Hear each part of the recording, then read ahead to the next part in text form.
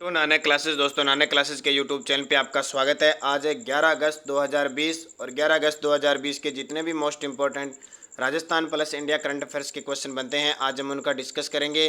पूरा वीडियो ध्यान से देखना और लास्ट में मैं आपसे क्वेश्चन पूछूंगा जिनके जवाब आपको कमेंट बॉक्स में देने। दोस्तों वीडियो अच्छा लगे तो लाइक शेयर कर देना, कमेंट कर देना कमेंट बॉक्स में, और अगर आप चैनल पे नए हैं तो इसको सब्सक्राइब कर लेना और सब्सक्राइब करने के बाद इसके पास लगे बेल आइकन के घंटे को दबा लेना। तो स्टार्ट करते हैं हम आज के most important Rajasthan current affairs के क्वेश्चन। पहला क्वेश्चन देखिए, भारत पाकिस्तान अंतर्राष्ट्रीय सीमा पर ऑपरेशन अलर्ट किसके द्वारा शुरू किया गया? बहुत ही इंपॉर्टेंट। भारत और पाकिस्तान की अंतर्राष्ट्रीय सीमा पर दो ऑपरेशन किए जाते हैं, एक तो ऑपरेशन अलर्ट और दूसरा ऑपरेशन सर्द हवा।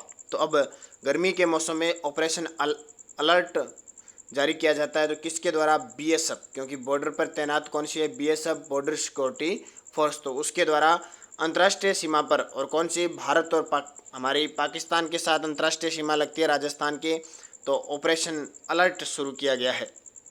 मुख्य तथ्य, अर्धसैनिक बल बीएसएफ के द्वारा भारत पाक अंतर्राष्ट्रीय सीमा पर ऑपरेशन अलर्ट शुरू किया गया है। 11 अगस्त से शुरू होकर 17 अगस्त तक यह जारी रहेगा। स्वतंत्रता दिवस के मद्देनज़र, क्योंकि हमेशा जब कोई बड़ा उत्सव होता है या जैसे स्वतंत्रता दिवस या गणतंत्र दिवस होता है तो आतंकी हमले का खतरा रहता है या घुसपैठियों का खतरा रहता है। मौसम में तेज आंधी, आपको पता है जैसलमेर और इस क्षेत्रों में तेज आंधी के कारण जो बड़े बड़े बालू का स्तूप बन जाते हैं और पता नहीं चलता, कहीं से भी आतंकवादी आ सकते हैं। तूफान के समय संभावित घुसपैठ रोकने के लिए यह अभियान शुरू किया जाएगा। तो ये आज से शुरू हो जाएगा। भारत पाक अंतर्राष्ट्रीय सीमा हमारे राजस्थान के जो 4 जिलों में है उनमें शुरू होगा। कौन सा? Operation alert. और सर्दियों में कौन सा होता है? ऑपरेशन सर्द हवा। अब बीएसएफ, तो बीएसएफ का पूरा नाम होता है बॉर्डर सिक्योरिटी फोर्स। इसकी स्थापना 1 दिसंबर 1965 को हुई थी और वर्तमान में इसके महानिदेशक है एसएस देसवाल। अब बात आती है कि अंतर्राष्ट्रीय सीमा की बात करें तो हमारे राजस्थान के 4 जिले पाकिस्तान से लगते हैं। कौन से कौन से? श्री गंगानगर, बीकानेर, जैसलमेर और बाड़मेर। आपको पता है जब भी आप राजस्थान जीके पढ़ते हो तो सबसे पहले इसी टॉपिक को पढ़ते हो, राजस्थान की स्थिति व विस्तार। तो ज़्यादा आपको बताने की ज़रूरत नहीं है। श्री गंगानगर 210 जैसे किलोमीटर है, बीकानेर 168 किलोमीटर है, जैसलमेर 464 किलोमीटर है और बाड़मेर 228 किलोमीटर है। इनकी सीमा लगती है हिंदूमल कोट से लेकर बाड़मेर के जो शाहगढ़ बलक क्षेत्र है वहाँ तक इसकी सीमा लगती है। तो पाकिस्तान 1070 किलोमीटर हमारे राजस्थान से पाकिस्तान की सीमा लगती है, जिसे हम क्या कहते हैं? रेड क्लिफ रेखा कहा जाता है। तो ऑपरेशन अलर्ट यहाँ शुरू किया गया है बीएसएफ द्वारा।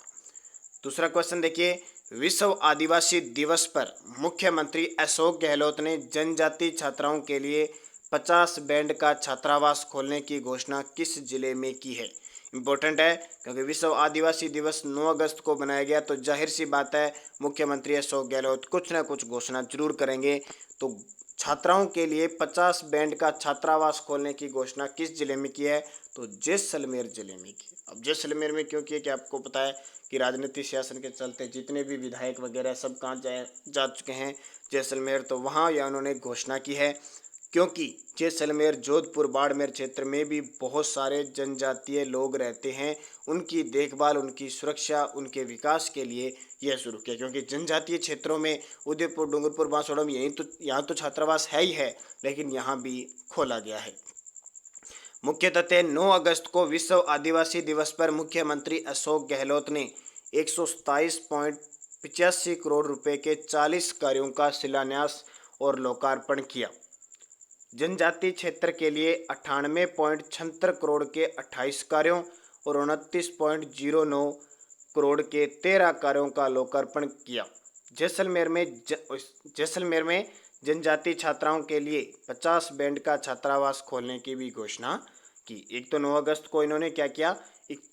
41 कार्यों का शिलान्यास किया 127.85 करोड़ को।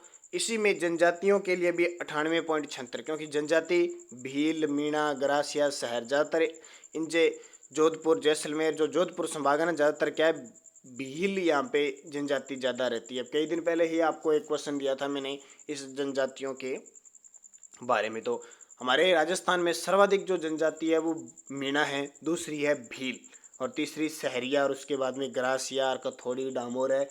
लेकिन सबसे ज़्यादा शिक्षित मानी जाती है मीणा। कौन सी? मीणा जनजाति। और सबसे पुरानी कौन सी है? भील जनजाति है। तीसरा क्वेश्चन देखिए, विश्व आदिवासी दिवस कब मनाया जाता है? तो इसके बारे में चर्चा हो चुकी है, लेकिन फिर भी आपके लिए इंपॉर्टेंट है।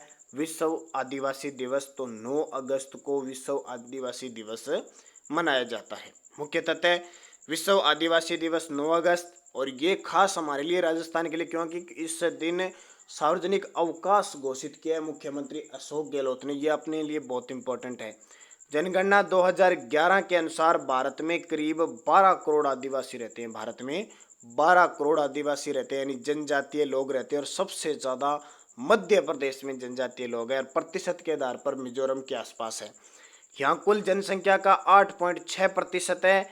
पूरे विश्व में 476 मिलियन आदिवासी समुदाय के लोग हैं, जो पूरे विश्व की जनसंख्या का कितना है? 6%। यानी पूरे विश्व में 476 मिलियन आदिवासी समूह हैं और पूरे विश्व के 6% है। तो विश्व आदिवासी दिवस, राजस्थान सरकार ने इसको सार्वजनिक अवकाश घोषित किया, इसलिए हमारे लिए इम्पोर्टेंट बन जाता है।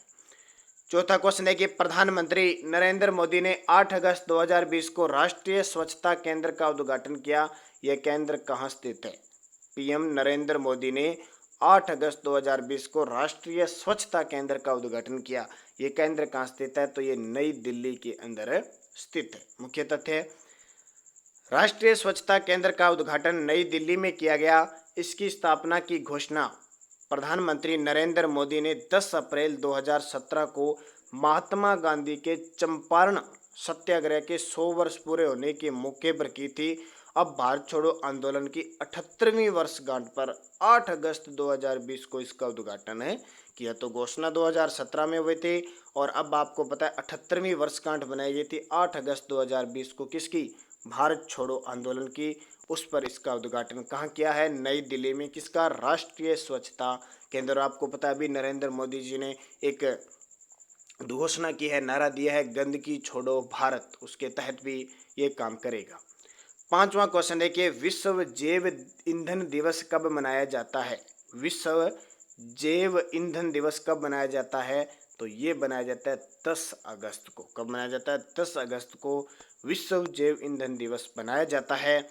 पेट्रोलियम और प्राकृतिक गैस मंत्रालय द्वारा हर 10 अगस्त को वर्ल्ड बायोफ्यूल डे यानी विश्व जैव ईंधन दिवस के रूप में मनाया जाता है। मंत्रालय ने इस अवसर पर जैव ईंधन की और आत्मनिर्भर भारत के विषय पर एक वेबिनार का आयोजन भी किया। यानी 10 अगस्त को जैव ईंधन की और आत्मनिर्भर भारत के विषय पर आयोजन किया। बहुत बड़ी बात, राजस्थान बायोफ्यूल नीति लागू करने वाला देश का प्रथम राज्य है। ये भी बहुत इंपॉर्टेंट है। पिछले साल जब 10 अगस्त को जैव विविधता दिवस मनाया गया था तो इसको घोषित की थी। तो राजस्थान बायोफ्यूल नीति लागू करने वाला देश का प्रथम राज्य है और 10 अगस्त को वर्ल्ड बायोफ्यूल डे। देखो, दो जो चर्चित होगा, जो इम्पोर्टेंट दिवस होगा ना, वो एग्जाम में आपको पक्का पूछा जाएगा। ध्यान रखना, पक्का ही पूछा जाएगा।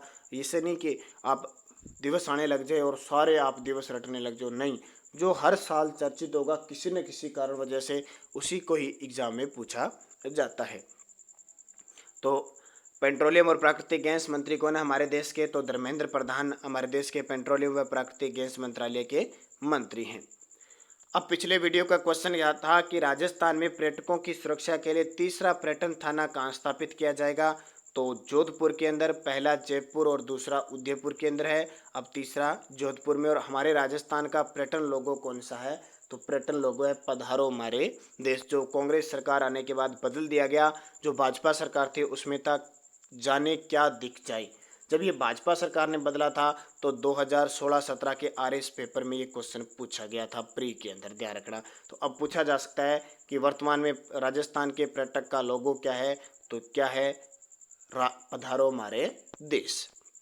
और जल्दी ही राजस्थान नई पर्यटक नीति भी घोषित करने वाला है। तो उसमें क्या होगा, कैसी नीति है, कब लागू होगी, उसकी सारा कुछ हम डिटेल देखेंगे। एक क्वेश्चन, राजस्थान राज्य विधानसभा में सदस्य संख्या किस वर्ष बढ़ाकर 200 की गई थी? तो 1977 में की गई थी। उस समय छठी विधानसभा थी। छठी विधानसभा में ये 200 हुई थी। शुरुआत 160 से हुई, फिर 176 और फिर 184 और फिर कितनी होगी 200 होगी। तो वर्तमान में भी कितनी है 200। और 15वीं विधानसभा वर्तमान में चल रही है जिसके अध्यक्ष सीपी जोशी हैं। ये भी आपके लिए इम्पोर्टेंट बन जाता है। और कल मैंने क्वेश्चन था एक सुमित्रा सिंह, वो भी 12वीं विधानसभा में हमारी राजस्थान की प्रथम महिला विधानसभा अध्यक्ष बनी थी। और एक क्वेश्चन अब वीडियो के लास्ट में मैं आपसे क्वेश्चन पूछता हूं जिनके जवाब आपको कमेंट बॉक्स में देना है। लद्दाख के उपराज्यपाल कौन है? वर्तमान में लद्दाख जो केंद्र शासित प्रदेश है उसके उपराज्यपाल कौन है? आर के माथुर, मनोज सिन्हा, राकेश सिन्हा और राजेंद्र मुर्मू। सही जवाब देना है। फिर मैं आपको बताऊंगा लद्दाख और जम्मू कश्मीर के बारे में। और कल बहुत सारे विद्यार्थियों ने जो केंद्र शासित प्रदेश है हमारे देश के, उन केंद्र शासित प्रदेशों के बारे में लिखा, बहुत शानदार तरीके से लिखा, लेकिन मैं आपको कोई यूट्यूब या टेलीग्राम पे नहीं डाल पाया। लेकिन आज मैं वो जरूर पोस्ट डालूंगा जिस विद्यार्थी ने इन केंद्र शासित प्रदेशों के बारे में लिखा था। और एक क्वेश्चन आपके लिए, हमीर हट के रचयिता चंद्रशेखर बूंदी के किस शासक के दरबारी कवि थे? हमीर हट नाम सुने ना, हमीर हट रणथंभौर के जो चौहान शासक थे अमीर देव, उन्हीं कहते हैं हमीर हट के रचयिता है चंद्रशेखर। वो बूंदी के किस शासक के दरबारी कवि थे? राम सिंह, रतन सिंह, सुरजन सिंह, बरसिंह। सही जवाब आपको कमेंट बॉक्स में देना है। तो ये थे आपको राजस्थान करंट अफेयर्स। और इसकी पीडीएफ बहुत सारे विद्यार्थी कहते हैं कहाँ मिलेगी, तो टेलीग्राम पर नानक क्लासेस स्टडी अड्डा है, वहाँ पर आपको पीडीएफ प्राप्त होती है। और पूरे जुलाई मंथ के 100 क्वेश्चन भी आपको प्राप्त हो चुके हैं। जिस विद्यार्थी ने वीडियो नहीं देखा है वो जरूर देखे, वीडियो के डिस्क्रिप्शन में लिंक मिल जाएगा। और वैसे भी आप चैनल सब्सक्राइब कर रखा है, नहीं कर रखा तो सब्सक्राइब कर लो ताकि आपके पास नोटिफिकेशन पहुँच के। तो धन्यवाद। जय हिंद, जय भारत।